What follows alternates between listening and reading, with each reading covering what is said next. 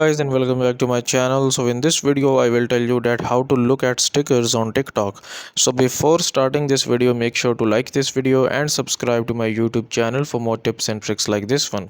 So first of all, you need to open up the TikTok application on your Android and iOS, and then basically what you're gonna have to do here, that you just need to basically record a video. So just tap on this plus icon here, and then here you need to record a video here.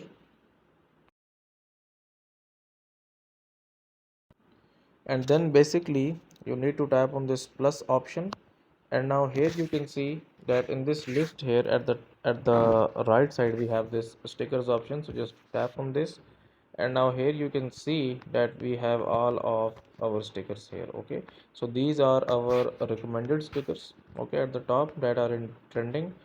So you can basically use any of these stickers here. Okay, so let's use this one. Okay, so that's it for this video, guys. If you find it useful, kindly like this video and subscribe to my channel, and I will meet you in the next video.